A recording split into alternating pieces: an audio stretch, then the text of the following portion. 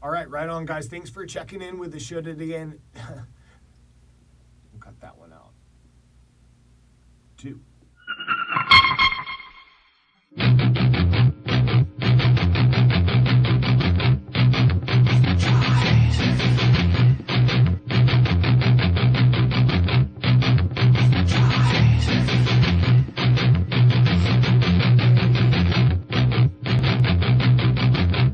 Welcome back to the Lazy Teacher Podcast. My name is Brian Pulowski. This is episode 63.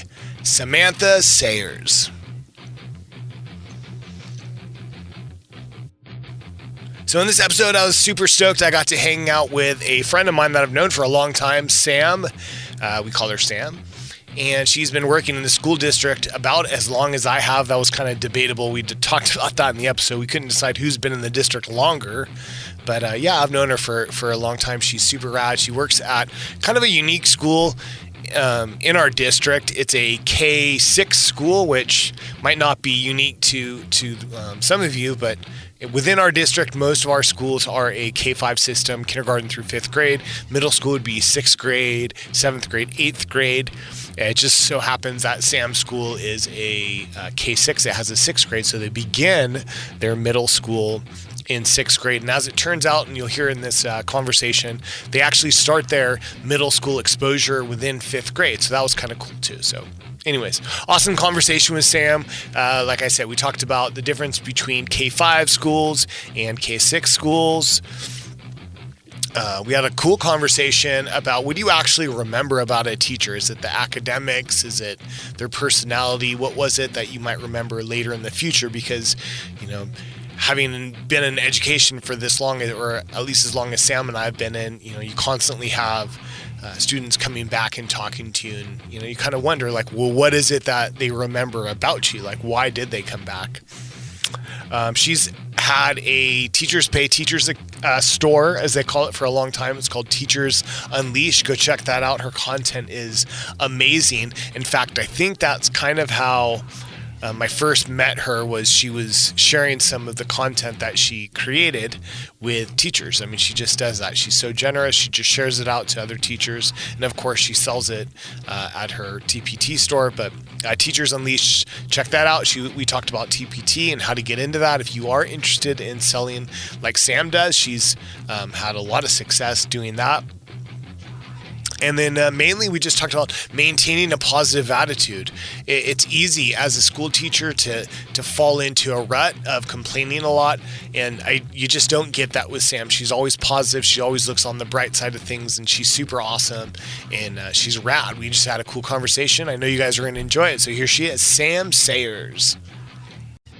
Cool. All right, okay. So we're rolling. How you doing, Samantha? I'm doing good. How about yourself? Yeah, it's good. It's a good weekend. I feel like my weekends are going faster now than at the beginning of the school year. I had them nice and slow at the beginning of the year. And I was like, oh, that's good. I need that. It's the race to the summer because we're now like on the slow slope. You've got the 3 months left, but you're not testing anymore. Lucky you. I intentionally did not want to go into a testing grade. But you used to teach in a testing grade, I did. Right? I did 4th and 5th grade for about like 10 years or so. And then I dropped down to kindergarten. And how was that? Well, I liked it. You know, it's funny. I liked it my first year, and then the second year was pretty good. And then last year, my third year, I just struggled. Like I was ready to quit teaching. I was like, I don't have the patience for this. I can't do this anymore. And yeah, I taught kinder for 3 years. Yeah, okay. So that was the beginning of my. I'm pretty sure I had chronic fatigue. Yeah, right. Because it's like you have to be on like the whole time. There's no downtime whatsoever. Like you have in the older kids where you can kind of let them go off and work. It doesn't work that way in a kinder classroom. You have to be like ready to go at a moment. That's how you started? I started with kinder. I did 3 years of kinder. You're in 4th grade now? I'm in 4th grade now. So you've been in 4th grade a long time. 11 years. Okay. Oh, 12 years. This is my 12th year. This is the 12th year. Now I'm feeling old. Thank you. 15 years teaching. 15. How many years do you have? I think this is my 15th or 16th. Okay. I don't remember what year. That must have been 06? 06? No, 5, 4? I think I started in 04. 04. Okay, I did too. But I've been at the same school the whole time. Oh, yeah. It's hard to leave now because I've been there for so long. That's the problem is you have these relationships with people, and it's like, I can't leave now. I have to stay. Yeah. Your school used to be K5. Mm-hmm. So K5 forever. Now you're technically a middle school? Or K6. What do they call that? They have a name for it? We don't. We just call it Sierra Vista School now. So sixth grade, is that same classroom, or they rotate, right? They rotate. And our fifth grade rotates too. Our fifth grade teachers decided they wanted to do a rotation to help the kids be more prepared for sixth grade. So really? They do like a math, science, ELA, social studies rotation as well. Each teacher does their own subject? They do 2. They'd have to, mm-hmm. unless they have a single subject credential. Mm-hmm. And they've been doing it for a couple of years. Wow. How's that going? I think there's pluses and minuses to it. You know, that'd be so hard. There's something still to be said. Like when they're that young, 10, 11, they still need like the nurturing. They still need the love. They still need, you know what I mean? Like, I don't want them to go off into middle school. I wanted to keep them, I don't know. That's so just me. Fourth grade's the last year that they stay in a home in a one teacher environment. Mm-hmm. Really? Yeah. Are you guys the only school that does that? I don't know. I don't know of any other school that does that. I don't know. I've been there for a long time. I mean... You guys haven't been doing it the whole time, right? No, I think they started it like 2-3 years ago. You guys went to a middle school, though, mm-hmm. 6 years ago. 6 years ago. Yeah. And okay. that changed the entire climate of the school. I would imagine. It does. And the school feels very crowded. At least to me, it feels very crowded. Are the sixth graders in a separate area? No, they have they have like the portables out in the back. Mm-hmm. So we've got like our school, and then you've got like 10 portables in the back, and they're all in the back. So when they go into like regular, I don't know if that's the right word, when they go into mm-hmm. middle school at another school, mm-hmm. they enter in at 7th grade. Yes. But the local middle school next to you is a 6th, 7th, 7th, and 8th. No, Lakeside dropped their 6th grade. So we took all of Lakeside's 6th graders, and now Lakeside only has 7th and 8th. Oh, mm-hmm. all right. Mm-hmm. Yeah. That's like a junior high model. Well, kind of. Yeah, but really. I miss the elementary school climate. Like, it's mm-hmm. one of the reasons I became a teacher. Did you have K6 growing up? No. I went to a K6. I went to K5. Oh, you did? Mm-hmm. Yeah, we were K6. Mm-hmm. So then it was elementary school was K6, junior high was just 7, 8, and then high school was 9, 10, 9, 10, 11, 12. Yeah. Nope, I had 6, 7, 8. Never had K6. I didn't even know people had K6 until I moved on to like a different district. Because, you know, you have your experiences with whatever, and then you realize other things are out there, and you're like, oh. I know. And then I realized like there were people on a track. What the heck is a track? Yeah. Like, I'm not sure I would want to teach on a track. Yeah. That always kind of scared me a little bit. Like the 6 weeks on, the 2 weeks off. Yeah, to me, the consistency is key. Mm-hmm. And that to me would be really difficult. My elementary school had, I guess, 2 tracks. It was mm-hmm. like the regular track, and then it was, gosh, what did they call it? Year round. No, that's what they called it. So there was year round. Mm-hmm. So somebody was on traditional and somebody was on... Correct. There you go. Traditional. Okay. Traditional and year round. Okay. At the same school. I don't know. Maybe it was a model they tried. It's bad enough for us. We have 2 bell systems on campus, one for 6th grade, one for K5. So that makes things difficult. And then like on Friday, we were all over the place. The bells were totally set up wrong. So nobody knew what was going on, which always makes things really fun. Yeah. Yeah. We were talking before we started about how you were saying education's kind of turning like militaristic or whatever. I did an episode on this kind of mm-hmm. where I talked about how the bell schedule kind of came about. Right. Where it was like during the Industrial Revolution mm-hmm.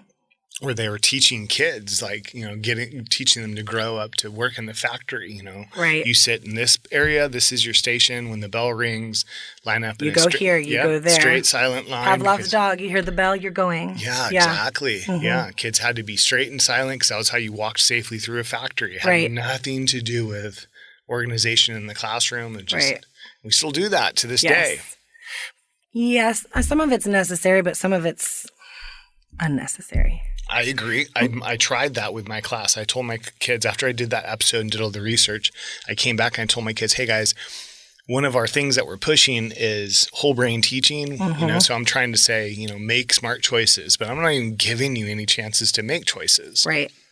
How can you even make a smart choice if I don't even give you a choice? Like stand here, do this, walk this. So Mike, I'm going to give you guys a lot more choices. And when we walk in line, as long as you're just collective and you stay together and you guys walk quietly, you can do that. But if I stop, let's straighten the lines and stay quiet because I have a reason. Either there's another class or a door's open or I need to talk to you. So we need the organization of straighten your lines and don't talk. Otherwise, if we're moving, feel free to talk to your friends. Or whatever. That failed so badly. We are now back to, okay, guys, straight line. Straight line, shut up, let's go. Shut up and walk. The other day, I actually told my kids, because I'm like the farthest classroom away on campus, and next to me is the STEAM lab. And they were doing LPAC testing. They were doing language testing the other day. And I said, your mom is in that room.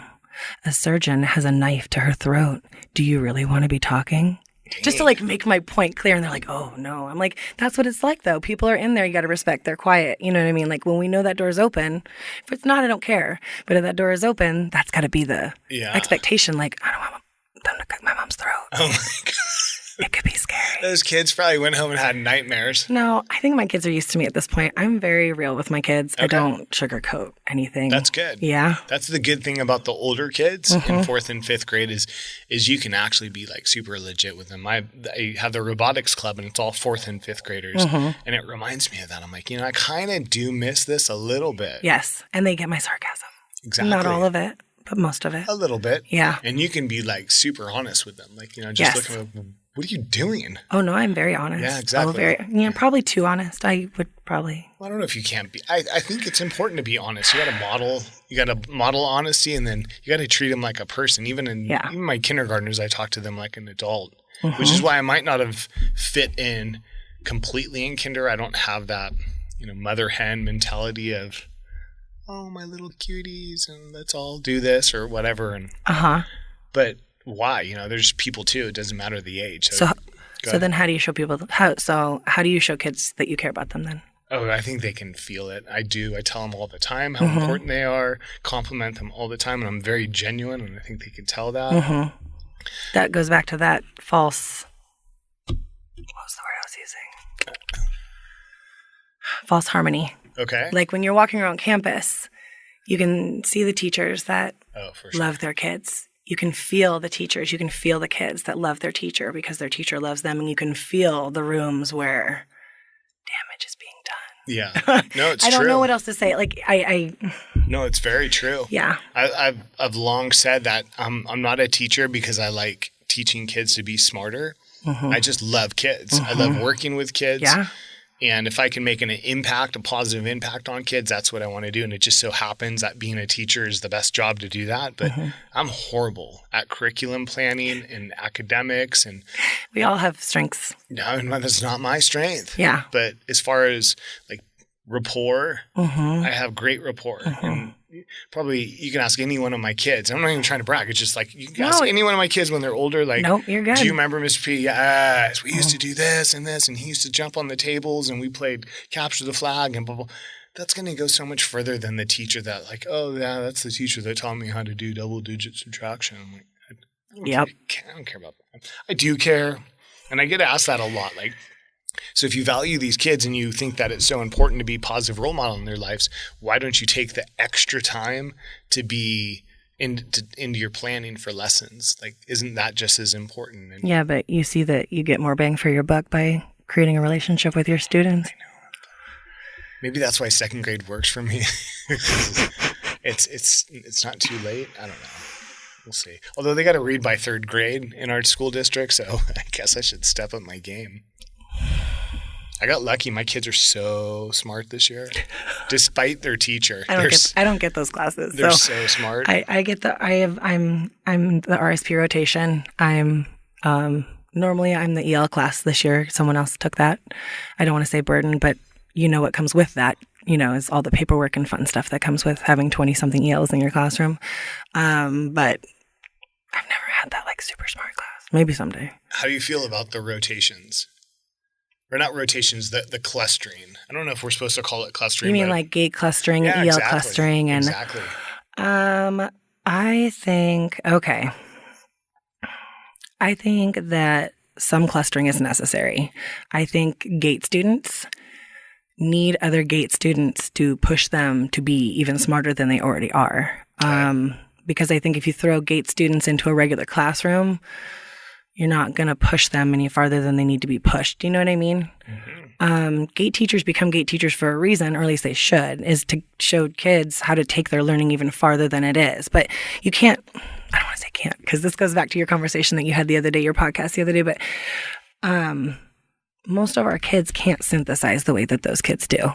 They can't go that deep in such a short amount of time with us and how many students that we have. But if you have like the opportunity to take that cluster, or even if you're just doing rotations within your own grade level to do reading or to do whatever, and then those kids get an extra opportunity during that time, I think those kids really feed off each other though, and the competition between each other, and a little competition is good, right? I agree. As far as the language learners go, I absolutely don't think you should cluster them at all, because they need the models of good language all the time. And don't you think I'm just playing the devil's advocate. Don't you think kids that are not GATE, don't they need good modeling of what a GATE student looks like, and the thinking of a GATE student, and the reactions and thinking outside the box? But you have to make sure you have a teacher that's actually teaching that too. Well, I understand that. But if you put all the GATE kids together, I agree that's going to be super productive. But what about the kids that need good models of that? They're not getting that. I mean, you still have like your decent achievers in class that kind of do that. But that sounds horrible. You're editing that part out.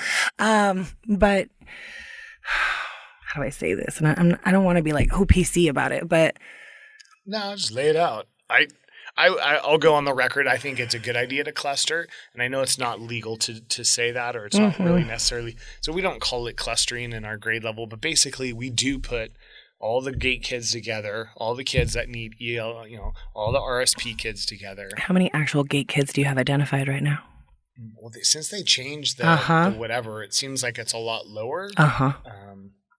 I don't know. Second grade doesn't have GATE. Right, but you do testing for it at the end of the year, right? We actually already did test. Did you do the whole grade level? I got to think about this. I feel like we piloted it, but maybe we didn't. But okay.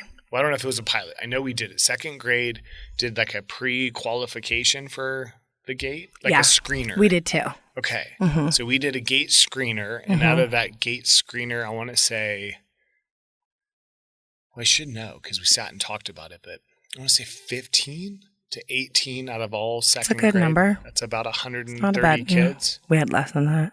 And then I don't know how many made the GATE. I don't think they've even announced it, but they have taken the GATE test. Okay. I believe they took the screener, and then from there we narrowed it down. And then I believe they did take a test, but I don't think they've announced who's in GATE or not. I like the GATE kids that aren't straight A students. Most of the real GATE kids aren't necessarily. Yeah, I don't think you have to have straight A's to be GATE at all. You have to be able to see things a little bit different than everybody else. Yeah. One of the students in my robotics club does not get straight A's, and he is off the wall hyper, but his thinking is just like amazing. Like he's very GATE, like very gifted that way. Those are the kids that I'm like, what am I going to learn from you this year? Because you're going to teach me something for sure. And if you don't see, that's the idea is if you cluster, then you can have a teacher that knows how to teach to those type of students. Otherwise, this student will call him Bob. Bob sits in my class and he's not getting pushed. Well, if you think about it, GATE's still considered like special ed. Correct. Yeah. They're supposed to be receiving additional services based on, where they were, I don't know what the word is, where they were found to be, on the. We have one that was like way off the charts this year. I was like, wow, she's going to cure cancer. God, I hope so. Yeah. Yeah, I hope so. That would be so cool. Yes, I'm pretty sure there's probably one already out there, but I don't think you're supposed to separate them though. I think what that's do you mean the separate idea. them? I think you're supposed to keep all the GATE kids together. Well, let's see. I got to think about this. I don't think you're supposed to put all of them together. Aren't you supposed to? I always get confused. There's heterogeneous and homogeneous. Homo means all same. Together. Okay. Homo means same, hetero means I can different. remember that one. Okay. So I don't think we're supposed to make homogeneous groups of kids. I think they're all supposed to be heterogeneous. Yes, but I do believe there should be opportunity for those clusters of kids to be together to receive whatever they need to receive. You know what I mean? So there should be a way where we can, a certain time get all the EL kids together so they're getting that language that whatever time of the day. Okay. And those GATE kids are getting whatever they are at that time of the day. We'd have to pull them from class. Right. I know. Story of everything. Yeah. I deal with that all day long. Yeah. In and out, in and out. Oh, yeah. Because I've got 3 deaf, hard of hearing, 5 that are in speech, 2 that are autistic, Wow. Yeah, I got a lot. Really? But I love them. Moderate autism? Yeah. Okay, good. Good, but Yeah, it makes it easier though. I've had severe. yeah. Yeah. I also. And it's hard because you feel like it's really difficult to connect with those little ones. It's really hard because there's no eye contact. Like a lot of them have no eye contact. So you got to find a way, you got to find a crack somewhere, make your way in. It's hard. Those are definitely the hardest. It seems like they all have, and it's a positive, it seems like they all have an obsession with something. Like my little one in trains. Yeah, okay. My little one's probably on the spectrum somewhere. Oh, yeah? Just haven't had him tested yet. Yeah. Very mild though. He learns really well. He has a speech disorder called apraxia. Okay. So it's like a motor cortex disorder. So for us, like when we talk, our lips just automatically move. We don't have to think about it. For him, he has to think about where his lips have to go when he talks. That's so cool. So that's why he talks really slow and very methodically. And then he'll stop and he'll repeat himself when he knows he's screwed up. Oh, that's rad. He's like a language learner. He'll flip like the adjective in front of the noun or after the noun instead of before it. And things will get a little mixed up. Really? How old is he? He's 4. He's 4. Yeah. Okay, so Sam was telling me earlier that she's like obsessed with trains because her son's obsessed with trains, right? And I was wrapped up in getting the show started. I have something that you should, at this time, borrow it. I might just end up letting you have it. I have a box of like legit, like train with like pour like the liquid smoke in and that like Lionel, I think it was Lionel. We have a Lionel train. Do you do? We do. He got it when he was 3, and so he's still was too manhandling, so I haven't brought it out since. Okay. So maybe soon he'll be a little bit, Yeah, I busted it out with my boys like a year ago, and they were like pretty into it, and then they got burned out on it. Of course. It's like the metal tracks, right? I don't know what trains are like now. I would assume there's tons of them. There's so many different kinds. They still make those. Oh yeah. Okay. Oh yeah. There's definitely dudes that are way into it. Yeah, for sure. Way into it. I've met many of them. Yeah, my dad built like this big table in my room that had like the hills and the fake trees like hot glued down. It was a hobby for a lot of men. Let's go escape to the basement and go make our trains while the wife's upstairs having her Manhattan or whatever the hell she was doing. That's true. Okay, that's going to be your son. He's got to find a basement. Sorry. Basements are creepy. Basements are creepy? Yeah. I've never been in a house with a basement. Oh, my family's from New York. Okay. And so growing up, we went to New York a lot, and my grandparents both had basements. Both were pretty creepy. What's the idea of a basement? To have more space without going up? Most of the time, like one side of your basement is your storage. The other side is like normally a room. Okay. So I don't know. Here we don't have them. I think my first experience with a basement was that 70s show. They hung out. Do you remember the show? They did. Oh, yeah. I've watched all of them. Yeah, and they hung out in the basement. I have a feeling we have similar interests as far as television and things like that. Yeah. I know in Canada they have basements. My girl, her house had basements. Where you have like really cold weather. So that way, like if things overfreeze and you need somewhere to go, and it's warmer in the basement. Because you can always like light your fire in the basement and at least stay down there where it'll hold the warm thing because you're underground. Yeah, it's warmer underground too. So, but I don't know. We didn't have them here. And attics, I didn't have any of those either because... Yeah, we had attics. I didn't have an attic. And well, the only time I've ever been in an attic is to get a dead rat out for my mom. Gross. Yeah, not a good memory. No. Gross. I think I have attic space in this house. We do, but it's not like the attic space, like the kind that you would want to go chilling in. I think you can like throw boxes and stuff up there, but nowadays they don't normally recommend that you do. Oh, right. Right. Unless it's like a special attic for storage. Yeah. I'm sure you've seen it. Christmas Vacation. It's my favorite Christmas That's movie. my favorite. Yeah. Yes. The chairs come down and... Yes. Yeah, so... Yes. Okay. That would be, I'm telling you, we probably have very similar tastes. So that'd be like a legit attic. I never had that. Fast Times at Ridgemont High, by the way, was on TV last night. That's a great show. I turned it on. I'm like, oh, it was so funny. It was right at the end where where Spicoli was telling Mr. Hand all about like trying to pass the class to, Yeah. And he's like, you're not going to pass me. It's great. You totally do sound like him though. Spicoli? Yep. I have way too much salt water in my nose. Probably. You'd think the desert would dry it out. Nah. You're Nah. screwed. That's okay. I don't want it to. It's unique, I guess. Yes. Yeah, it's a good movie. It is a good movie. Sorry, we went off on a non-teaching tangent. Oh, that's okay. We can go off on any tangent. I did want to bring this up before I forget, though. Sure. So, gosh, I should know the episode number. I had a rep from Teachers Pay Teachers on. Okay. And I was rep? Yeah. Like actually from Teachers Pay Teachers? Yeah. Cool. Cool. Yeah, so she worked for Teachers Pay Teachers, Mm-hmm. and she went around and supported, gosh, I don't know, there's positions I guess you can have as a teacher, like to be an advocate for, I don't know. Cool. I should go back. They've and listen. expanded so much, and I haven't been to the conference in the last 2 years. Okay. So, but yeah, they just do stuff all the time. Well, I was asking her, like, so what would be the process if someone wanted to sell on Teachers Pay Teachers? And she said, well, you just start an account and you can start selling. But I'm like, okay, how do you make money? You want to hook up with somebody who already has a substantial amount of followers, and you want to ask them if you can sign up under them. Yeah. How do you do that? There's a way through the dashboard on Teachers Pay Teachers. If you know somebody who's a seller, because essentially you should know people. I mean, if you've gotten out there, I've networked with several of the teachers on Teachers Pay Teachers at the conferences and stuff. But you can, when you sign up under somebody else's initially, then their followers will get all of your newsletters and things like that as well. So it's better because you get more access to more people's stuff. Mm-hmm. Kind of, sort of. It's kind of like a pyramid scheme. Not quite. Yeah.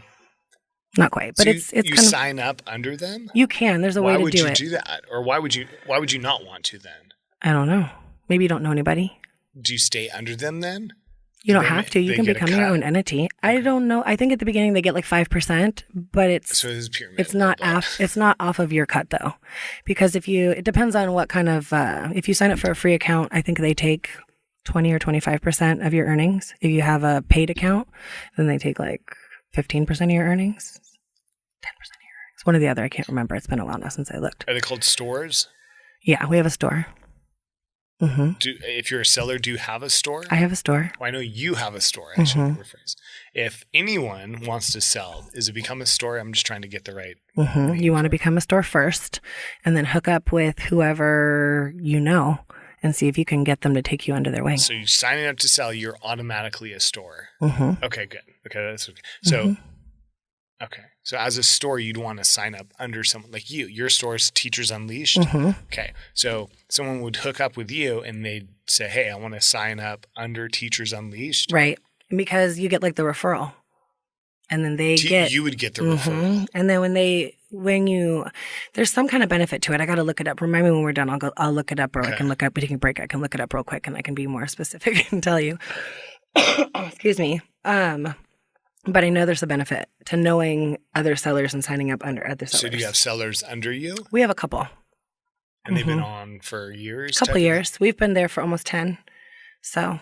Does it keep you, so you don't make an income from them though? Sure. You do? I sure do. Okay, that's what I'm getting at. So if they sign up under you, then you get a cut from them? I get 5% as a referral. As a referral. I don't know how long it goes on though. I don't know if it's forever or if it's for the first 6 months. Okay, so how do you work it that you're making money from them? I don't think I necessarily make money for them. It's kind of like a... You just said you did. You go, yes. I certainly am. You go, oh yeah. It's not like that. It's you get a referral fee, so it's you get 5% of their earnings for the first 6 months to a year, something like that. We got, like I said, we have to look it up because I'm not sure. Okay. And then they get something kind of out of it that goes with your followers and goes with their products being more out there because you have more status. How do we look this up? You just look it up? Yeah. Just look it up. Okay, I'll look it up. We got time. Push things around. So I'm just trying to think this through as you're looking this up. So if you have an account, I want to hook up with someone like you that's been reputable. They've been on Teachers Pay Teachers for a while, and I want to start my own store. So I would contact you. You allow it, I would assume. I think or so. you would have to allow it. I can't just put you in. Right. You get a referral kickback. And then I start putting newsletters out of the stuff that I'm selling, and somehow your followers get it. That seems like a hassle. It seems like if I follow you, all of a sudden I'm getting people that are sending me stuff that I don't necessarily want. It seems like it'd be almost like an irritation. I could be wrong. We're figuring it out right now. I could be wrong. It's so popular. It's highly likely that I could be wrong. It's become like a verb. What? Teachers pay. They go, just TPT it. I love TPT. Whenever, the days where I love TPT are days when I have to go to a conference the next day or I have something to do and I need lesson plans and I don't have to think about it. Okay, I just spent $3, but I got my lesson plans done in 2 seconds. They'll have full lesson plans? Or find stuff that's going with whatever you're doing and it's ready to go. Yeah, there's some of them that are like a whole day sub plans. Really? The grade level. Mm-hmm. How much does something like that cost? $4 or $5. But it's depending on like how bad do you need it? I mean, I have meetings like every day. Yeah? Yeah, almost. So I like never have time to do. So how much do you think you spend on TPT? Hopefully I less could tell than you. earn. Oh yeah, for sure. Okay, I've purchased 269 products This year. No, in my lifetime, in my time on TPT. Okay. 269 products. Can you reuse them? Oh yeah, you can download them anytime you want. They're always here. They're always there. Oh, okay. Oh, so that's like your account? This is my account. Oh, So I okay. can sell and buy from my store. Why would you buy from your own store? I don't buy from my own store. I buy from other people's. But when I go onto my store, I'm accessing my account, and then I can go buy from other people. Oh, I see. Sorry, I didn't mean to say that. No. Okay, I get it. Yeah. Okay. And there's paid and there's free? Oh, there's tons of free stuff. Well, I know there's free stuff, but I mean, why would I want a paid account as a buyer? Would a buyer want a free account? No, if you're going to be a buyer, just get like a regular account. Okay, but if you're a seller, what's the Right. advantage of having a paid account? You get more of your money when you sell stuff. So you kind of want to wait and see. I didn't start off with an account, with a paid account. I started off with a free account for the first like 2 years. Because they take it like, took a while. Is it 20% they take? 20 something percent. Okay, and then a paid account, you get less. Yes. Or they take less. You get more. You get more. less. They take less. You get. Yes. They're not taking as much of a taste off the top. Right. Of course, I can't find anything I want to find. I should have looked this up before we got started. No, that's okay. Okay. Little did you know. But I love TPT. It's afforded me. It kept me from losing my house. Really? Yeah, that's where it started. My husband lost his job, and my girlfriend Susan's husband lost his job, and so it was in that like crash of the housing crash, like 2007, 2008. Okay. And we were both like, what are we going to do? They kept looking for work, weren't finding any work. And she kept coming into my room, was like, what are you doing? And I'm like, I just made these to like do with my kids. And she's like, they're really good. You should sell them. And I'm like, sell them? Sell them to who? She's like, you haven't heard of Teachers Pay? No. What's Teachers Pay Teachers? And so that's how it started, with a figurative language, which is funny because you were talking about figurative language the other day. I love teaching figurative language. Yes. It's my favorite.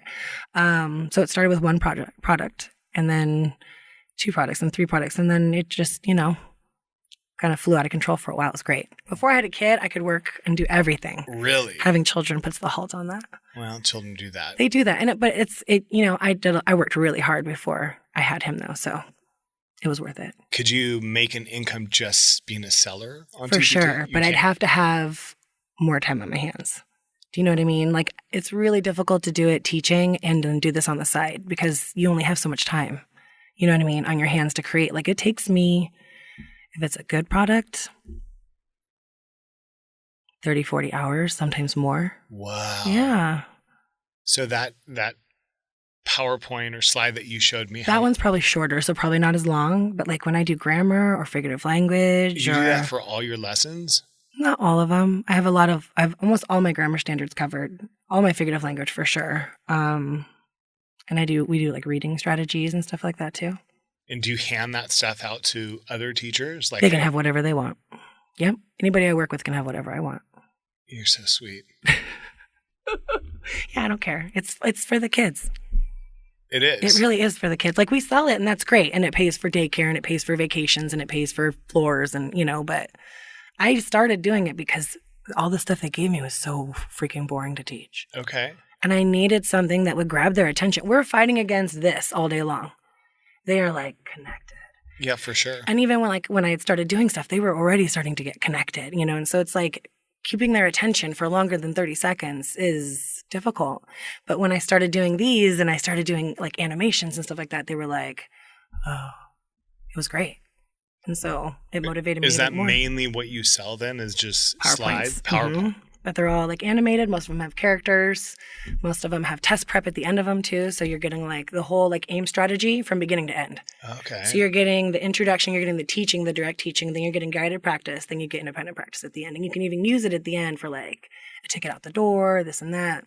I do it all the time. Wow, that's a really good idea. Mm-hmm. Do you ever throw your PowerPoints through Nearpod? We were talking about that I haven't before. tried that yet. I would like to try that, I though. don't know if it would work, but It probably would. yeah. The kids have to use Google Slides, and Google Slides is not as friendly as PowerPoint. Yeah, can you import your PowerPoints into Google Slides? You can, but they don't always talk the same language. Exactly. And I have so much animations. Like one slide can have like 20-something animations on it. Wow, really? Yeah. Yeah, especially long division, because you're like, all the little pieces come down. Mm-hmm. He was such a pain in the ass. I wanted to make one so bad because I love long division and teaching long division, and I wanted to do the family with mom, dad, sister, brother. Okay. So I wanted to make one with the family, but it took forever because all the little pieces, the arrows and the things floating. And Yeah. But it was fun. I know I'm weird. Click transitions. Yep. They're all click transitions. Mm-hmm. So a teacher would probably want a remote. Oh, yeah. For some of them, yes. For some of them, I'll tell people, like, you're going to want a remote or have a kid standing by for you, or run through it yourself first so you know, like, the speed of what you're doing. Mm-hmm. Am I talking too much? What are you talking about? No, Okay, that's good. what you're supposed to be I doing. know, but so it feels weird, though. That's okay. Okay. You're doing good. Do you ever Okay. use a like Bluetooth keyboard and mouse? Yes. I loved my inner iPad for years. That thing was like my mouse, and then I would write on slides and I would do stuff all the time. But then Loved the inner it. iPads, like, They got went rid away. of it. Mm-hmm. Yeah. That was probably the saddest day. Yeah, they moved, and then they really push the wide eye now, the connecting through wide eye for our laptops. I don't use it. Do you know anyone that uses it? I do when I need to, but it's not super friendly. It's not friendly. It's not like the inner iPad where I could just turn it on and we were ready to go. Yeah. I loved my It inner takes a iPad. while to connect. Sometimes they don't talk correctly. Nope. Nope.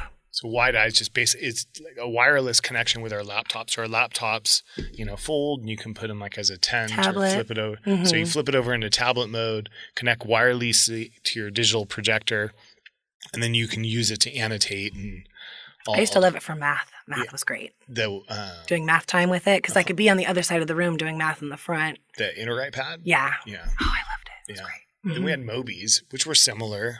I never had a Mobi. I went from, what were they called? Inner right? No, before that. Jeez, I don't remember what was You know the before old one that we used to sit on and it would project the light and... The hover cam? No, before gosh. before that. The actual like projector? How about they had an overhead projector? Overhead. Oh yeah, I miss those. Oh God. Sam, you're I'm just old kidding. then. I'm just kidding. Just kidding. I loved drawing were on them, and huge. the kids loved those things though. I'll pull it out at the end of the year, like when the kids have free time in the classroom and they all want to play on it. I had like about 50 vis-a-vis markers left. Those are the best for like marking on like paper. Yep. This is such a fine point. Yep. It's perfect for a marker. I agree. Yeah. I agree. I still like those. I still buy those just for that. Yeah. I haven't seen a vis-a-vis in a very long time. Really? Mm-mm. I'm surprised I don't have one in my pocket. I constantly have vis-a-vis. Now who's old now? I am old. I don't care. I'm pretty sure you're older than me. 40? I'm 40. I'm not 40. Okay. I'm older than you then. Not by much though. Okay. You're pretty close. You're pretty close. That's good. I'm a rule breaker in the classroom. How's that? And I'm going to say it out loud. I'm going to totally get myself in trouble. But I'll break certain rules to have more of a relationship with my students. Like, all right, it's time for read aloud. Put your feet up, take your shoes off, turn the lights off. Oh, yeah. Mm-hmm. Oh, table 5, you're doing a great job. Here's some gum. Would you like to chew it while we're doing this? And all the time. They love Big League Chew. That's their favorite. That's good. I don't know. I break certain rules, but I'll do it in front of them and I'll tell them, you can't tell anybody, because you tell somebody, then I can't break rules anymore with you. And, but you have to make it like a confidence builder. Yeah. It's got to be special. Yes. So they think they're. I make lots of deals, backdoor deals and stuff like that. Like, okay, dude, I've got little Debbie swirl rolls today. Oh. Are you going to finish that math page? Come on, let's do it. Especially with the ones that really, really struggle to get through something because they've got the ADHD or they've got something like, I have like a definite sweet basket in my hallway. Wow, that's a good idea. I keep Little Debbie's are the best because they're cheap and you can get them in the thing. So I keep them in a tote and I keep it closed. And That's actually a really good idea. not everybody knows that they're there. Only the ones that I have the special deal with. Yeah, I was just gonna say It's and they have to know that the minute you tell somebody about it, the deal's gone off the table. Nice. I love that. So where do you put it that the kids don't see it? In the like the hallway of our. Do you have a hallway? No. We have a hallway in our grade level hallway, and so I hide it in the cabinet in the hallway. Okay, so it's not necessarily in the classroom. No, they wouldn't see it. The kids don't see the it. students don't see you busting out like a Little Debbie for another kid? Nope. Don't. You have to be really sneaky. You have to be sneaky. But I live for the relationships with my kids. I like that. That's the only reason I'm a teacher. But really. I also tell my kids it doesn't have to be equal. Just because Sam gets a Little Debbie doesn't mean you get one. Like, that doesn't mean I like her more than you. It's like, no, Sam needed that because she can't finish her math. You're done with your math 10 minutes ago. Yeah. Mine have had to learn that. But mine know that like they're all going to get something from me at some point. Yeah, for sure. Like I have one this year that I know he's for sure got ADHD. I'm pretty sure he's got a little form of Tourette's or something too. And so I bought him, and he's always like, he's one of those, do you have ones that take the pens and all day long? Okay. Which is like that and like the water bottle crunching. Oh, like drives me insane. Yes. So he's one of those and does it all the time. And I have him really far away from me, so I don't have to hear it most of the time. But I finally bought him like a little voodoo doll squishy. Okay. And it has a little mouth. Look at this. And we talked about, like, we sat down and I brought him in the hall and I said, this is you. Like, we've got all these things that we're repairing and we're stitching up and we're working on keeping our mouth closed. I'm like, so when you feel like you need it, you just squeeze hard. And he loves it. And he thinks he's so special. He shows it to but like little things like that. Like I love, cause I take tons of pictures of my kids, even though I know like some people are very afraid of that. But I print them out for them and I give them out. Really? They have pictures of me plastered all over their binders and they see, you know what I mean? Like they take them home and they're everywhere. They're all over my room. You know what I mean? Like those kids are things. Love pictures of themselves. Well, actually, and there's free apps where you can just have them free printed and they cost like $3. Really? Yes. Shutterfly and free prints. They print for free? You just pay for what? It's like $8 for a picture, 8 cents for a picture. That is and cheap. normally I must pay $4. Like I think I ordered like 30 pictures yesterday. I think it cost me $5. That is pretty cheap. Yeah. Especially for the rapport you're building with your kids. CVS is also very cheap. Often CVS is only 5 cents a copy. That's nice. I haven't gone in there for a while to do pictures. Do they still do old film? I don't know. Do you have a camera that I've uses got some phone? old rolls of film that I found for a friend that I want to get done for her, but I haven't found anywhere like locally that does it. So just curious. Sam's Club used to do it. I think CVS still does it. Okay, I'll have to go in and ask. Their photo department's pretty big. They're like those old like throwaway cameras. Yeah. From like 98, 99 maybe. I bet they do. Okay. Well, they still sell them. Right. So, okay. There's got to be a way to do it, right? So if CVS it probably costs sells an arm and them, a leg now, though. Maybe. You know, right? You can for sure still buy those disposable cameras. I have students that take them on field trips still. Really? That's cute. You guys going on a field trip this year? Yeah. Where you going? Where are you guys going? I got to think about this. I know we're going to a playhouse. I want to say it's in Riverside. Okay. So we're going to take our second graders to see a play. Well, that'll be fun. Yeah, no, I'm pretty excited. I had never really seen a legit play or never thought that kids would be into it. We took our kindergartners last year to see, what did we see? The Nutcracker. Have you seen the Nutcracker? Yes, I have. What a cute story that is. I like theater though. Yeah. Okay. I really like theater. And the kids were like just jaws dropped the entire time. I thought it was going to be a behavior issue and they're bored. Like, oh, why are they always singing? Or I don't know. I know. And you never know nowadays what kids are going to like and not like. Yeah. The girls loved the costumes and then the boys loved all the, like just the action and it's cool. So yeah, doing that with the second graders, taking them to a playhouse. Gosh, I don't know, probably in a month or so. It could be next week. For as little as I plan. I'm just saying I'm that. Is this why we're the lazy teacher? No, that's completely different. Okay. Or was I?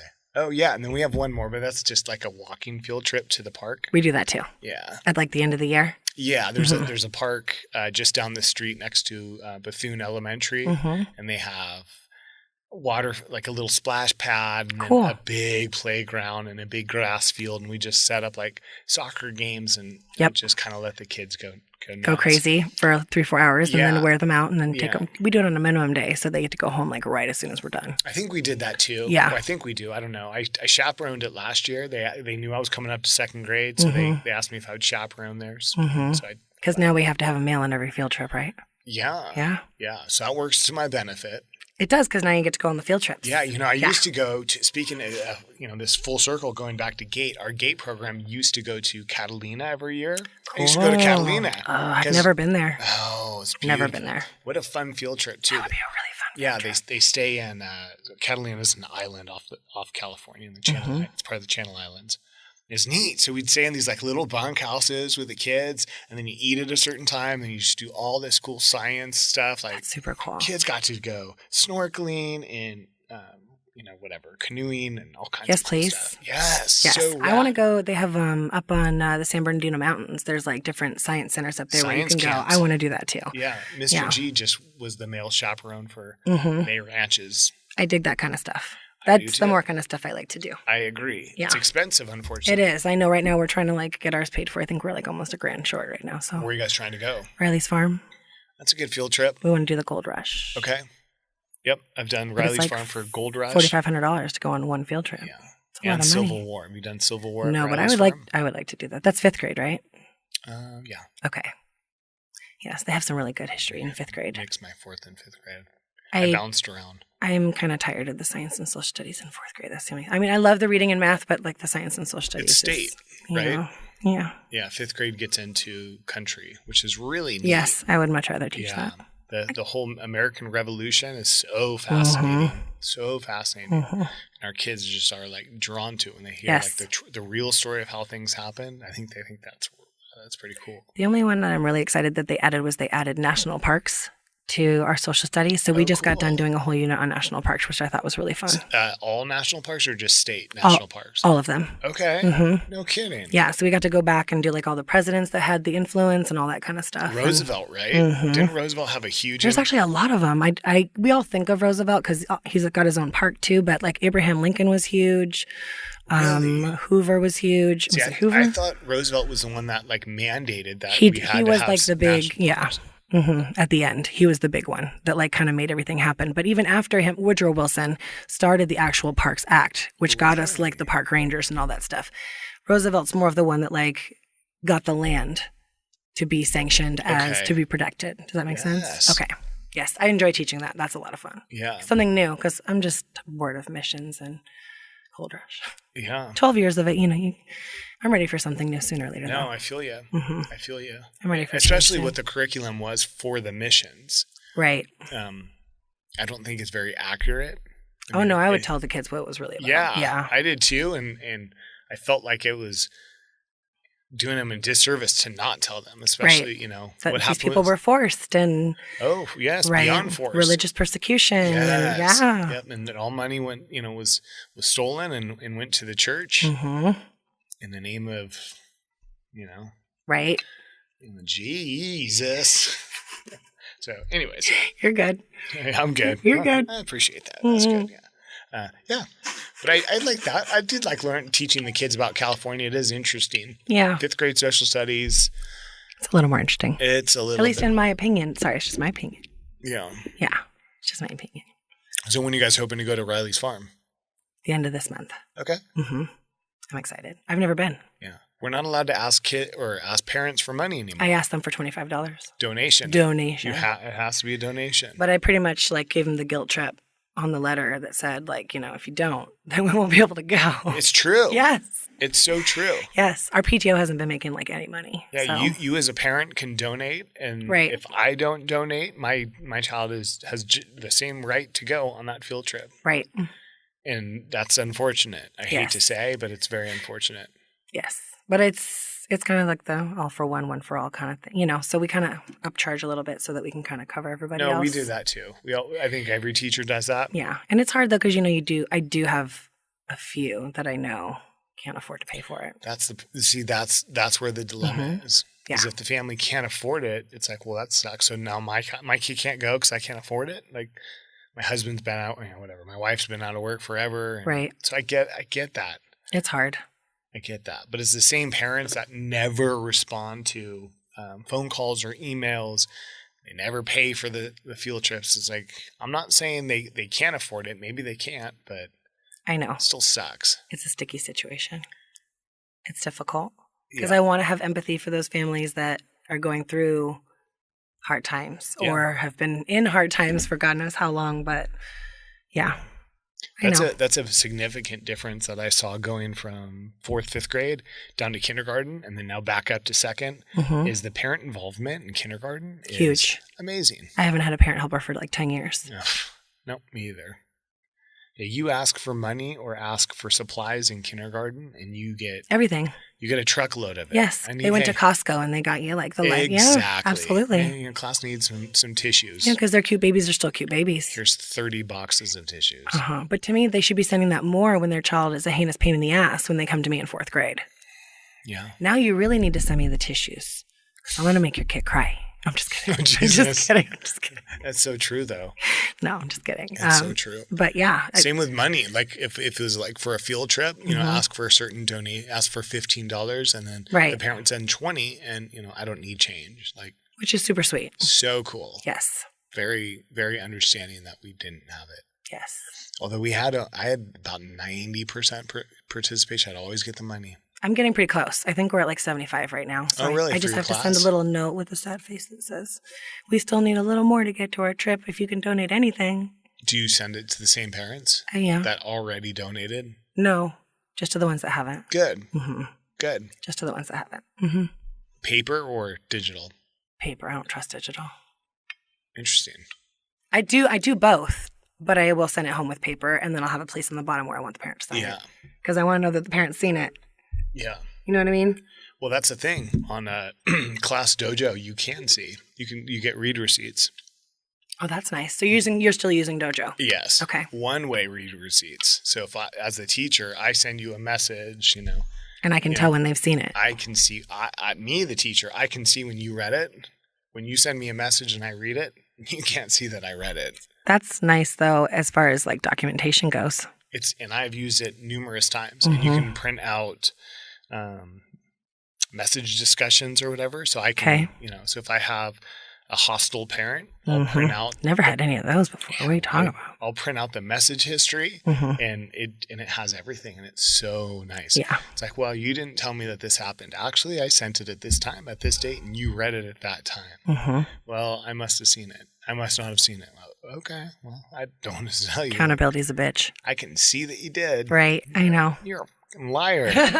It's hard. You're a liar. It's hard. It's really, it's hard. But yeah, I still use Dojo. I like it a lot. I like Dojo. This year I'm using Remind just as a change up and try something different. Oof.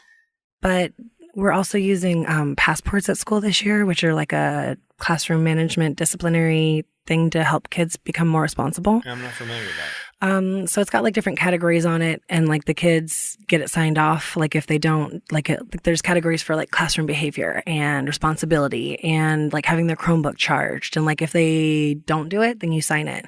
And if they fill out a category with signatures, then they don't get to come to the passport party every like month. This last month we did like a BMX show. Okay. And stuff like that is like their passport party. But if they don't make it to the passport party, then they get the next opportunity at the next passport.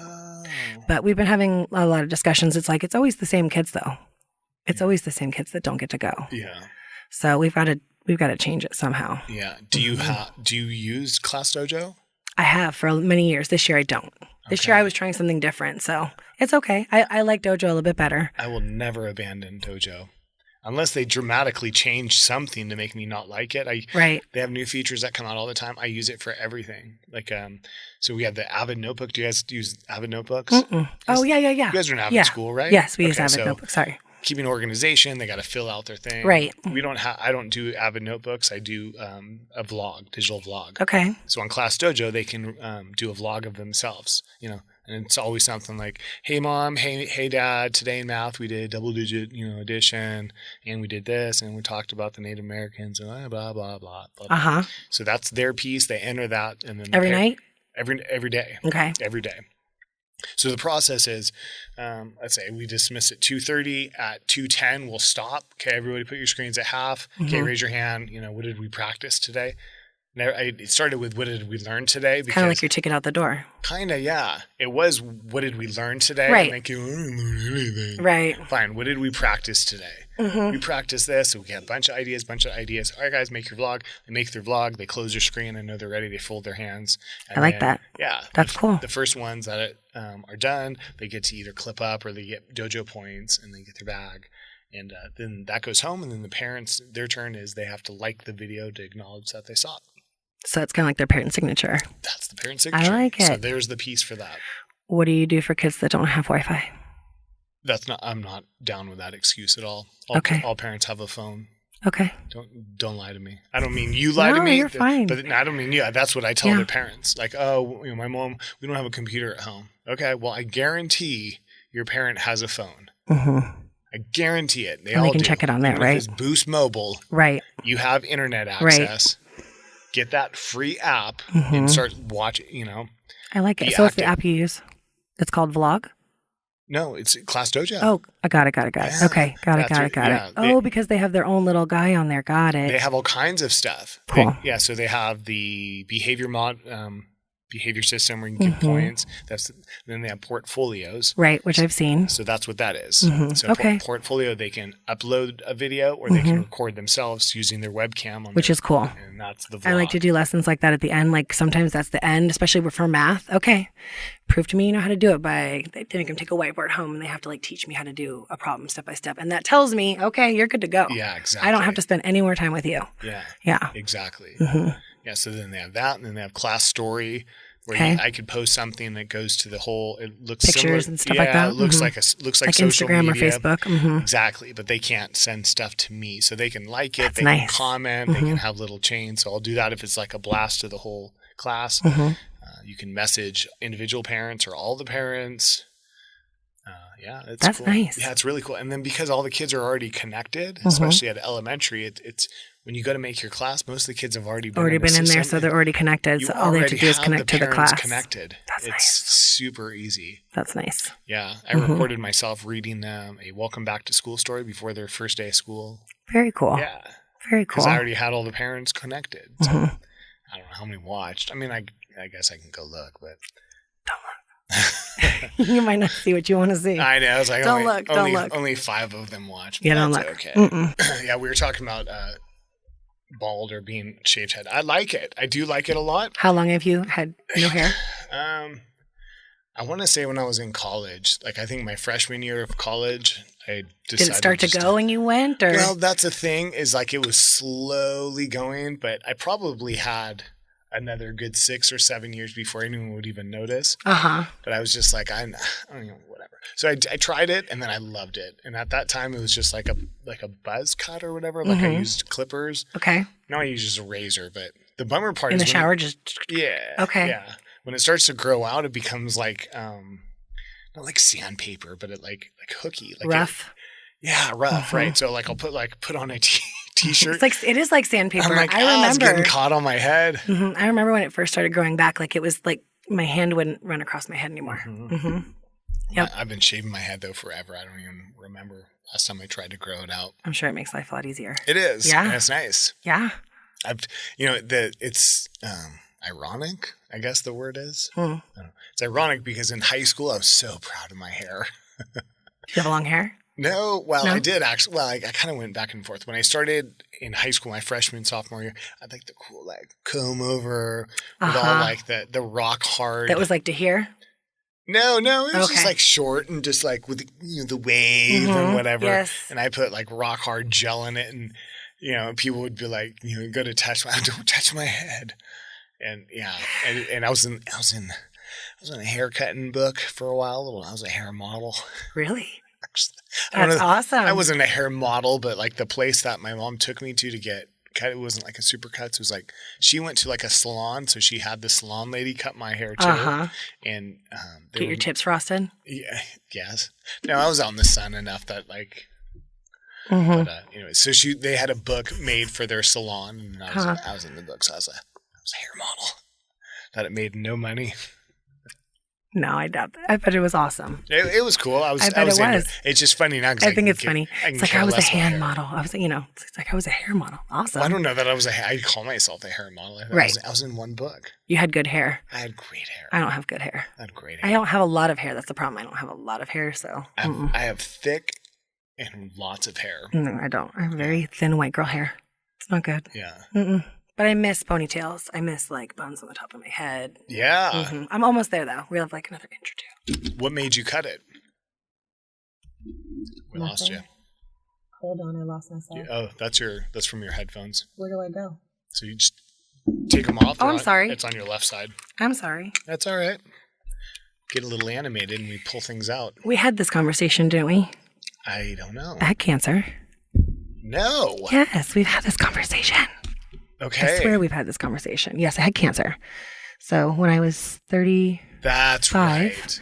I had cancer. That's right. Yeah. And so 35. So it was like just last year. this is 2016. So I'm trying to compliment 2016. Yeah. Thank you. Yeah. Okay. It's okay.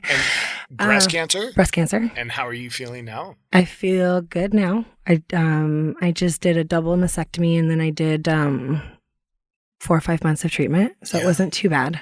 Okay. I have like some scar tissue and some like dead tissue that I'm having a little issues with now, but aside from that, it's all good. That's cool. So was it elective for the mastectomy? Yes. Well, considering how aggressive the type of cancer that I had was, he told me that he thought it was the better decision. So as soon as he told me it was the better decision, I was like, whatever, let's go. Mm-hmm. Yeah. Yeah. My mom, I guess if we did have this conversation, I apologize. That's okay. My mom had breast cancer. She's been in remission, I don't know, 7 years or so. So she's doing good. Awesome. My oldest sister, breast cancer, and I think it was mild, but Okay. she just double mastectomy. Well, why take the chance? That's exactly. She's like, do I really care? Do you really want to sit and think about when it's going to come back? You didn't care. She's like, really? These these girls can go. I want to do it again. What a horrible I thing. want to do it again. Horrible thing that women go through. It's all right though. It's you know what? Cancer was like the best thing that ever happened to me. Yeah? Yeah, because it made me not give a about the rest of everything else. Okay. Good for you. It made me really stop worrying about what people thought about me. So rad. It really made me just. Oh, good. Mm-hmm. Okay. So I'm going to just, do me and I'm going to do what I want to do and I'm going to stop doing everything for everybody else. Good I mean, for I you. still do a lot of things for other people, but it has to be on my terms. Yeah. So did hair fall out completely? Yes. Her fell out completely. Okay. Yeah. I don't know how that works or if it just falls out in chunks and you just decide to shave it. It normally takes about 2 treatments. About the second treatment, it started to really just fall out Like everywhere. literally. Like big, clumps. Okay. And then you're like, shave Said, it. screw it, let's go. Good. It was exciting. Good. It's kind of exciting. Yeah. So is it a one shot or does it start to grow and then comes out again? Didn't come back until about 2 months after I finished treatment. Okay. That would make sense. So it doesn't grow. It took a little while because it takes like time for all that poison to get out of your system. Yeah. So it's like bare skin, right? Yeah, everything hairless, head to toe was great. Wow. Except for I had a little bit of eyebrows and a little bit of eyelashes. Fucking cancer, man. It sucks. But you get through it and you realize you're a hell of a lot stronger than you That's thought so you cool. were. Yeah. Good for you. For sure. I worked through the whole thing. Okay. The only time I took time off was to have my surgery. Yeah. And I did it all in one shot. So they took it out and put it all in one time instead of most women have to My do like sister did that too. the build up. Oh. A lot of women have to like start and then they have to slowly inflate them. But because I didn't really want to go any bigger or whatever, I tried to get it all into one shot. Good. I'm like, I want to go back to work. Like, forget that this ever happened. Yeah. My sister did that same thing. It's nice that it worked out because it was like a 50-50 chance when I went into surgery, like that this could That or they could could. win. Yes. Yeah. Yep. So sooner or later, it's going to be time to go. So do you ever consider switching schools? I applied for 2 jobs this year. Okay. At 2 different schools. All right. I applied for the IC position twice. Yeah, moving up is a tough thing in education. Yeah, but I'm kind of glad I didn't get it. Okay. Yeah, they get meetinged to death. Yes. And I just die in meetings. I die every time. I'm like, oh my God. And I want to work with kids. And Yeah.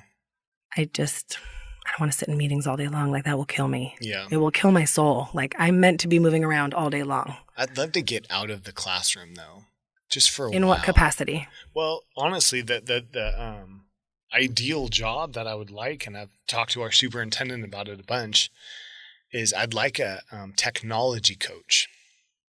So essentially, we have all this cool tech with the hover cams, the digital projectors, our STEAM labs that are all tech, the laptops, the one-to-one Chromebooks, like you name it, we have it. But we don't have anyone that goes around and supports the students and the teachers. No, because teacher techs don't have time. They don't have time. No. So a lot of times the teacher tech position, and I stopped doing that because it turned into like kind of like a diagnostic thing, like where it's like, okay, go out and see what's wrong with the printer, and we don't really have time to fix it. And anyways, so a tech coach would go around. You were getting task. Yeah. Ridiculous. It was ridiculous. Where I wanted to go help out like teachers, like so tech coach would go in and work with the teacher, like and take over the class. Like, all right, guys, hey, jump on to whatever it is, Nearpod, or go on to Kahoot. We're gonna do this. So the teacher gets to sit back, see how it goes, and okay, see how I'm doing this, Sam? Okay, cool. So watch this. Okay, all right, guys, hey, raise your hand if you did it. Okay, try that, and then you do it, and then slowly hand it off to the teacher. A teacher calls, and then I come over after school. Hey, can you show me how to get this PowerPoint animation to blah, blah, like any of that? I know. And I think it would be so beneficial. So I'd still get to work with kids. Right. I'd still get to do all that. But, I don't know. Seeing how much, like you said, seeing how much the instructional coaches go to meetings, I would imagine that's exactly what it would be like. Oh, thank you. I think I thought at the beginning of the year, like, it would be great to have some change, but now I'm like, I'm really glad it didn't happen. Well, yeah, a huge blessing for me that it turned out I am so thankful I did not get the job was, so our IT, I don't know what he is. He's kind of in charge of all the IT teachers. His name is Phil Harding. Great guy.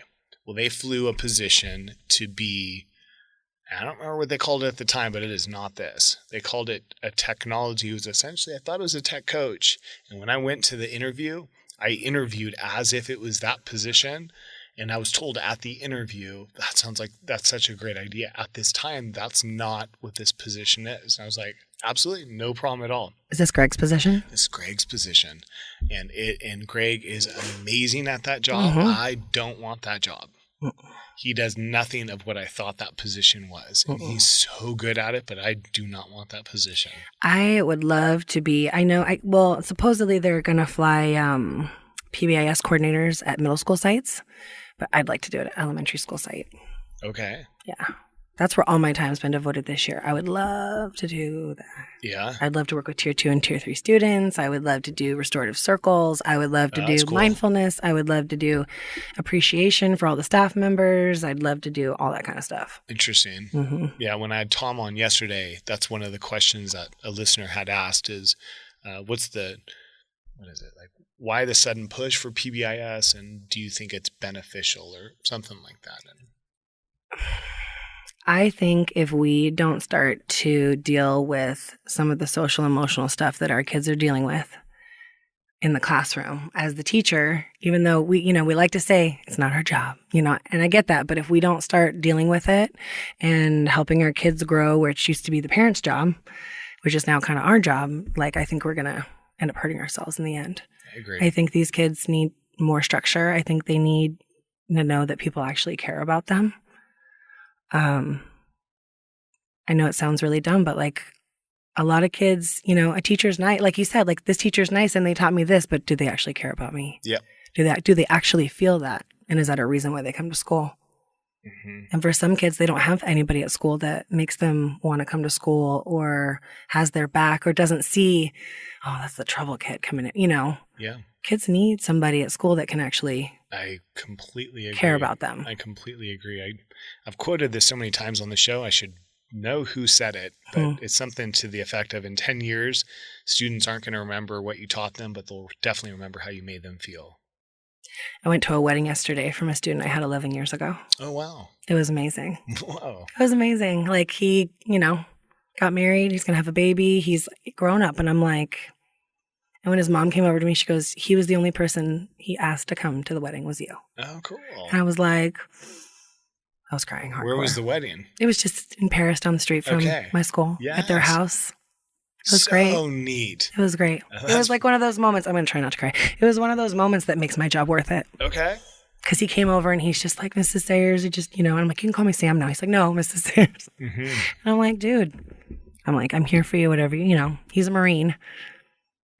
Cool. He's a Marine and he's stationed in Yuma, but, he's always told me, he's like, it was always you. He's like, you were the one that got me to stay in school and like being at school and like coming to school. And what a cool story. yeah, that's what makes my job worth it, is that kind of stuff. That is so neat. Mm-hmm. Yeah, that's so Sorry, cool. the eyes are watering. Trying not to. No, that's pretty rad. Trying not to. But yeah, one of my best friends, her nephew was in my class a long time ago, and his name's Austin. So Austin, if you're listening, he went into the Marines, and I just saw him. I think it was like over the summer. He's huge. Isn't it crazy? What's up, Mr. P? I'm like, oh my God, dude, don't hit me. You're so big. I was nice to you when you were in my class, right? Right. Oh, yeah. Like, oh my God. He's all tatted up. So cool. Yeah, the coolest kid. I love watching them when they grow up and they come back and I'm just like, what? Well, it's interesting because, and I'm not going to say his name, but some kids like don't change. I had on Friday, I was getting ready because I'm out for whatever. So I was making set plans, and I had this young man stand at my window and like looking in, and I was like looking, okay, maybe he thinks after school program's in here or something. So I go to the door and I open it. He doesn't say anything. I'm like, hey, can I help you?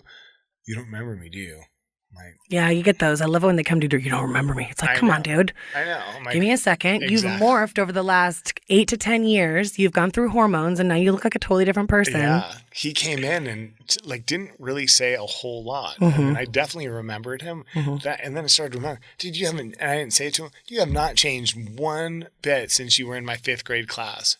You're still standing there. You still look like a burnout. You probably aren't doing good in school. Like, anyways. Was he? I don't know. Everything I asked him, like, so how's school? It's good. It's like, why did you come to see me if you didn't want to answer any questions? That's exactly what I was getting at. Is I was thinking, why did you come to see me? Like, you must have had some impact somewhere, though. And that's what my girl was saying. She's had like, some impact you must somewhere. have impacted him. You but did. I'm like thinking, like, how's school is? I know, but that's like the normal teenage response nowadays, right? Yeah. Are you doing any sports or anything like that? Yeah, I'm thinking about maybe trying out for basketball. Sweet. Yeah, dude, you're real tall. You're probably really good at it. You play ball a lot. Yeah. Cool. When's basketball tryouts? But you also have to realize it's because these children don't know how to have a conversation either. I know. That's the major issue that we're facing here. Another reason why we need to do the social emotional stuff in the class, because kids don't know how to talk to you. Yeah. They look at you like you're a deer in headlights, and I'm like, are you going to say something? Do you have something Come on, to say? dude. Like, let's go. Yeah. I'm here ready to convo, but you're not saying anything. Yeah. And I guess some of them are scared, and in their home, their structure might be different, where it's like you don't speak unless spoken to respect. or whatever, which tends to not be the issue most of the time. But yeah, kids don't know how to have conversation at all. Yeah. It's like pulling teeth. I have to like ask a million questions. Yeah.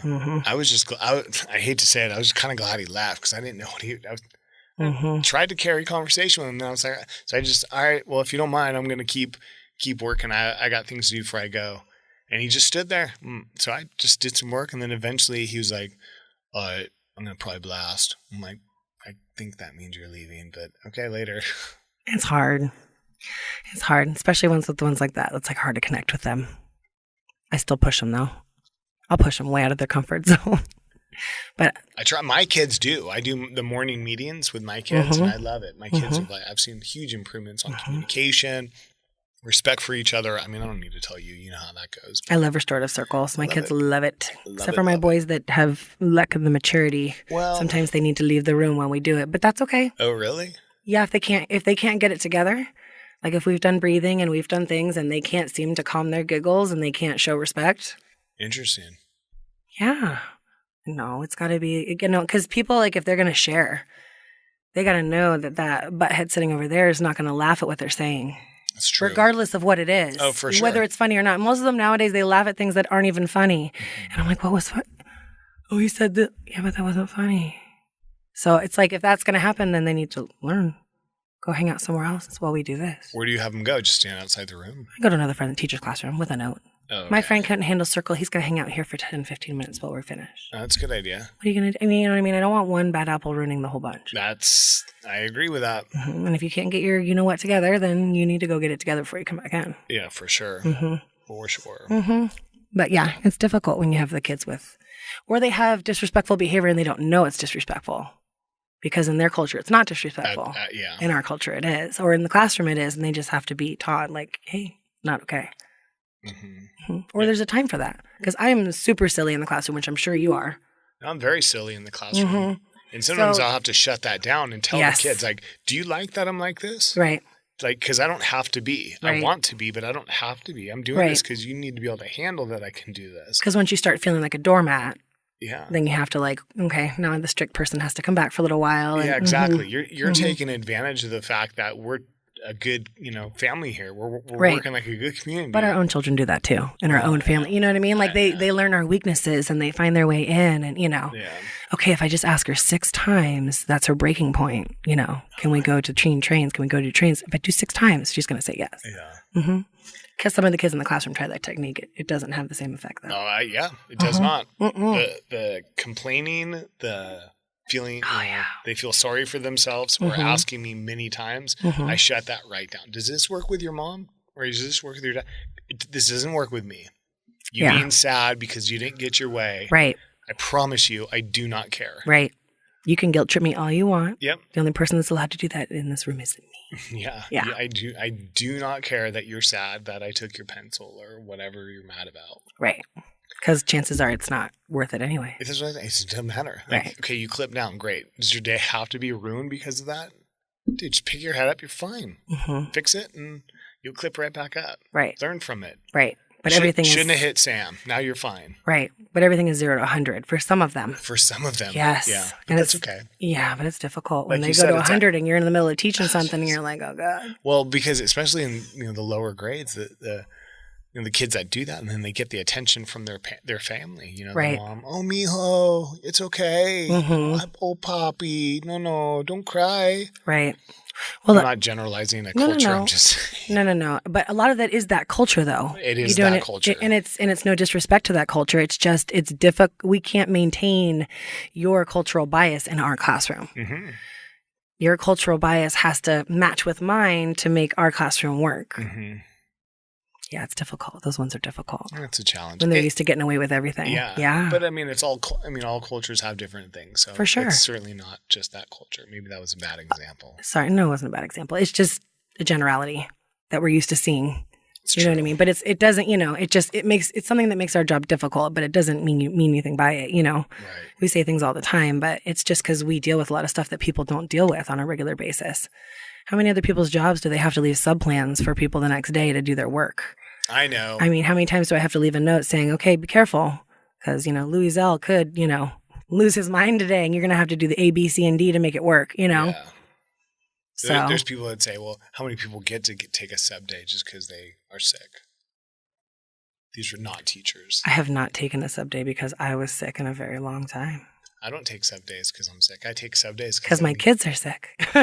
Or I just need the day off. I need to do a mental health day before testing starts. Like I feel it coming and I'm like, I totally need to do something where I do nothing all day or do whatever I want all day. Yeah, I would love that. Hopefully that'll happen. I say it out loud, but the likelihood of it actually happening? Not likely. It's just finding the day with I don't have a million things to do. I need to let go of some of my stuff. I know I do. I listened to your superhero episode. I know. I can't say if I like being a part of my school. That was a big one. I've already gotten a lot of messages from teachers about that one. Yeah, I like being a part of my school, but I don't feel like other teachers do. So then I feel like I kind of pick up the slack for some that don't because I feel like the kids deserve it. So I end up doing lots of stuff because I like being there with the kids and seeing them not in that school element and having fun with them while we're not doing 6 times 7 is 42. You know what I mean? Yeah. Showing people that I'm actually a real person. I'm not just, a teacher with wings and a halo sleeping under her desk. That's what someone would think. Mm-hmm. I took a lot off my plate this year and it feels good. What did you take off your plate this year? The tech teacher was the main Which is huge. That's going to go away for me next year. Yeah. After 11 years. Yeah, took that off. Just saying no to more things. I mean, I did say yes and replace it. Like I took on the robotics coach. But I like that. But you liked it. So when it's something that you like doing, it doesn't feel like a burden. Yeah. Yeah. And then the March of Dimes, which I've done March of Dimes since forever. My son was premature, and I just love March of Dimes. Mm-hmm. But I turned that one down this year too. I can't do everything. And I'm so much happier not doing that. I know. But it's the same thing. There's teachers that don't fulfill. I guess they just do the bare minimum. Because they do the bare minimum, kids miss out because now there might not be talent show or there might not be this. Yep. So I've had to let that one go for a couple of years. I had a talent show for like 5 years, and I just couldn't do it anymore. I let it go last year, and I'm picking it back up this year. It's hard. If I don't have any teachers that help me, it's really difficult. I have a huge amount. It's not even me running it. I See, that's kept bringing nice. in for tech, so that's good. Yeah. There's a lot of support this year, so I was like, yeah, let's do it. Okay. It's so good for kids. Yeah, they I'm love not that. convincing you. I'm just saying. No, they love it. They love being able to put themselves. I mean, you want kids to do that. That's what we want kids to do, is to Yes. like push yourself out of that scared box and do it. Yeah. But if the teachers don't do it, why are the kids going to do it? Mm-hmm. I see them all like scared. Like, stop. Just go out there and be silly, be stupid. Or maybe they're just, I don't know. Maybe that's just me. No, I'm 100% with you. Especially the kids that, they're not good with academics, but Right. then they're a stud. Like, oh my God, hold on, this kid can sing. Right. Or they can whatever. dance, or they can play basketball, or they can something. Yeah. Yeah. Every kid's got something that you have to highlight, that you have to make Yeah. important. I did have one parent in an IEP this year. She turned and looked at me. She goes, one of these days, she goes, we need to sit down and you need to tell me like what you do with my kid to understand like what she likes to do. Cause she's like, she connects with you and she doesn't connect with me. I'm like, okay, we can talk anytime you want, But I feel like parents are having a hard time connecting with their kids. Yeah. Or finding like, what's my kid good at?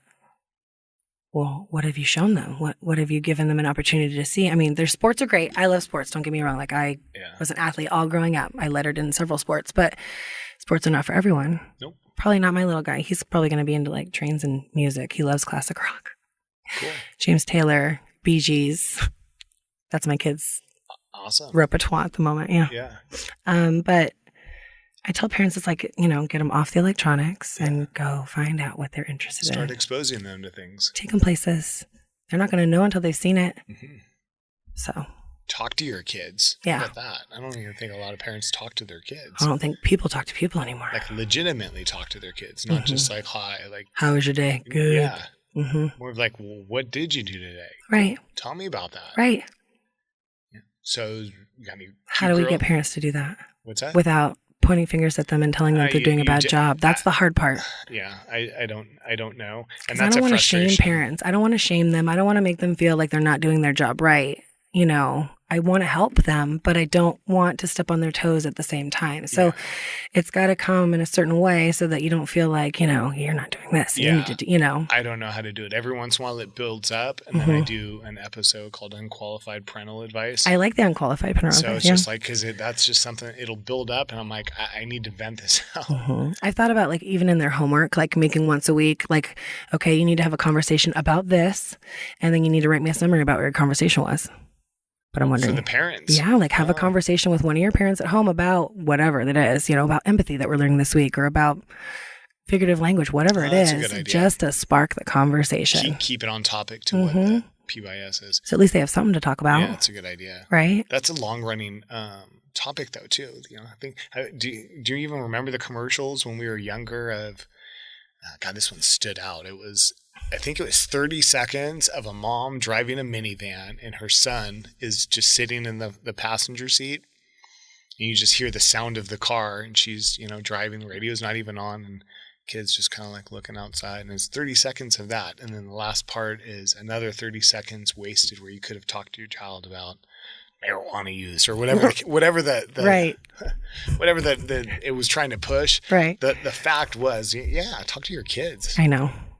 It doesn't have to be serious. It doesn't have to be get on the floor, play with them.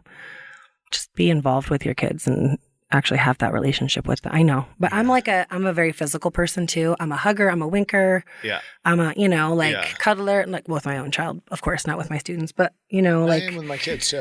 Yeah. My students. That's how my kid know, my kids know, like, I'm a hugger. When they come in the classroom, how everyone's supposed to like high five. I hug everyone on the way. Yeah. Yeah. Even though we just saw that thing. Did you see that paper that came out, though, to the district about, like, ways to keep yourself safe as an educator? And it said straight on there, don't have physical contact with your students. Yeah. I'm like, I can't have a relationship with my students if I don't hug my students. Yeah. That's huge for me. It's hard as a male teacher too. I know. I bet you that's hard. It's because I do want to show my love for these kids. But we're now afraid to. They've made it like a fear. Like, I still do. Good. Good. You should. I remember Tom talking to me for a long time about this because he's the same with kids. Right. And, he's like, let me give you, I can tell you're similar to me. Let me give you some good advice on like just to keep yourself safe. So it's always like sideways. Side hugs, yeah. And, closed fist. So when I get hugs, these are all my hugs. I'm leaning in. Smart. And I'm wrapping them and they're still getting a nice warm hug from me. But, he's like, if anyone watched, you're not facing them, doesn't look like you're pressing anything into them, and your hands are closed, so you're not grabbing them. It's so gross that we actually have to think this way. It is. It really hurts as a teacher that we have to think this way because of a few bad apples. Yeah. For some of these kids, though, it's the only physical touch that they're going to get that day.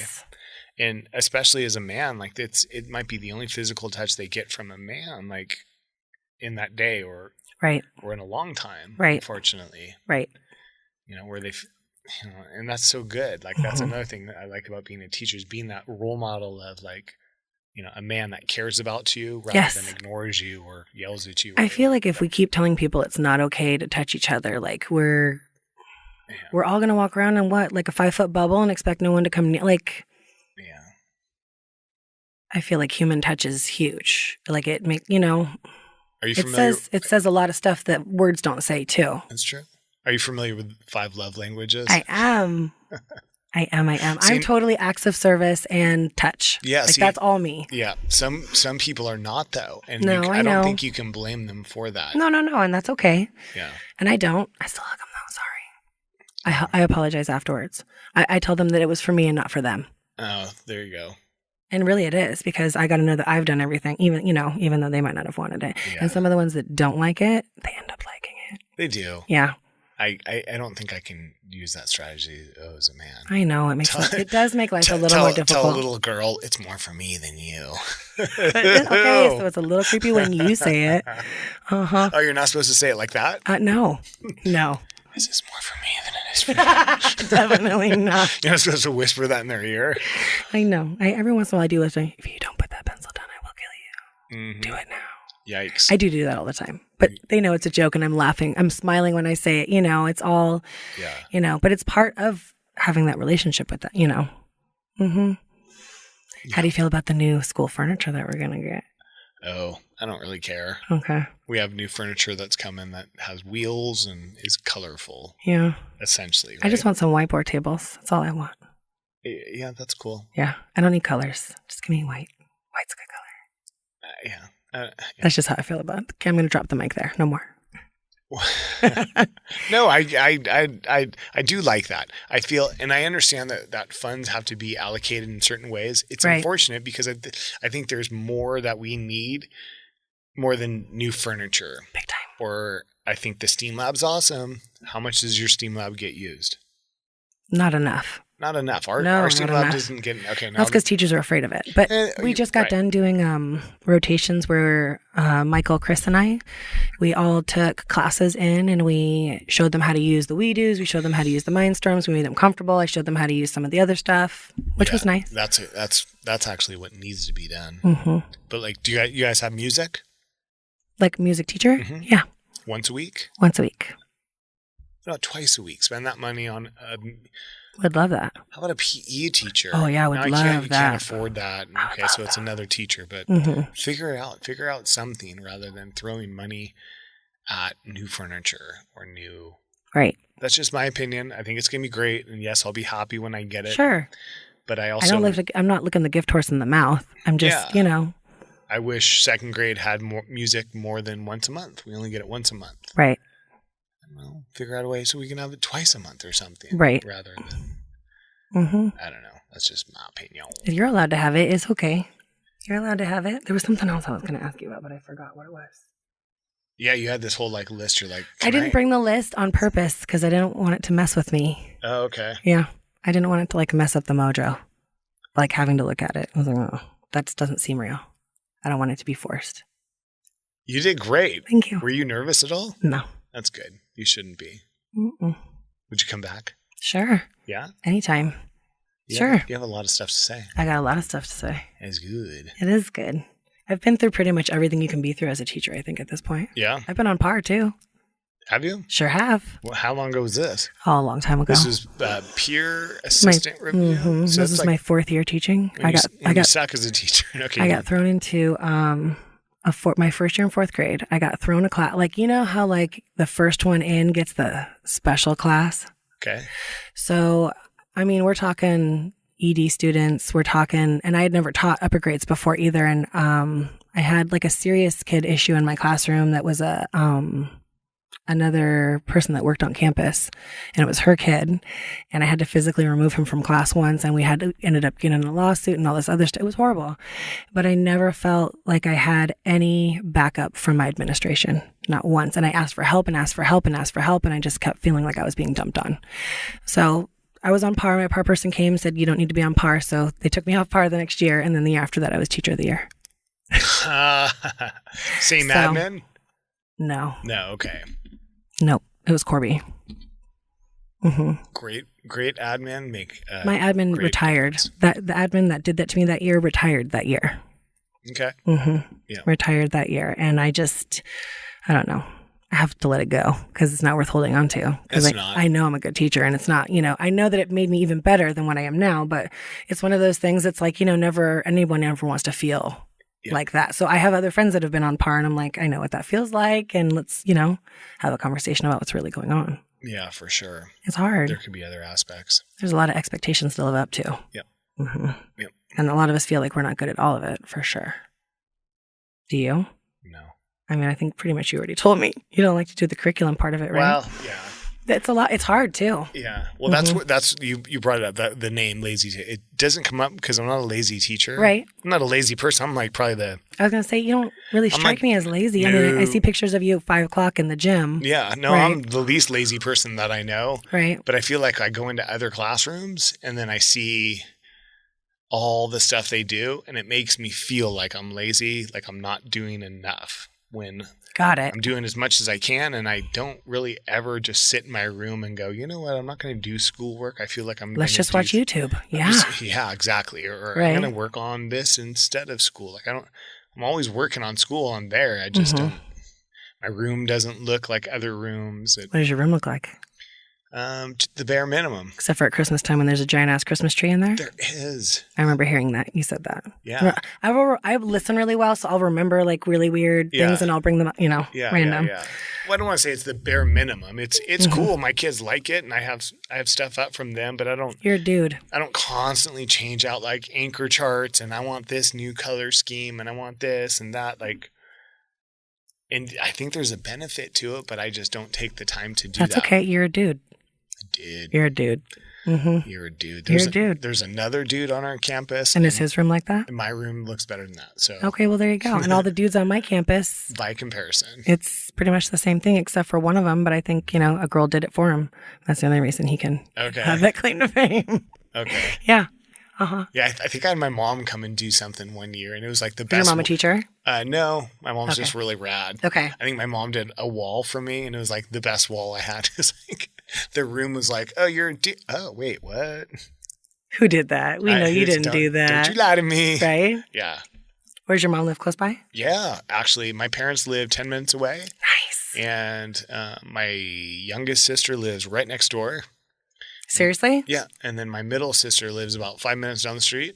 And that's awesome. My brother lives about 7 houses So who was the first one out here and everyone followed? Well, my parents. Okay. So we grew up in Orange County, and then I'm the youngest of 5. So when I went to college, my parents sold the family house and they moved out here and bought property, or like a horse community. They don't have any horses. They just That's okay. Mm-hmm. They wanted property. So cool. They got property. And then while I was at school, everyone kind of merged out here. Yeah, my youngest sister moved here first, then my middle sister, then me, and then my brother. And there's 5 of you. Yes, my oldest sister, she teaches at UCI. And cool. Yeah. So what does she teach? English. Okay. Yeah. Very cool. Yeah. I don't have any sisters or brothers. No? I'm an only child. Oh. Yeah. Okay. Does it show?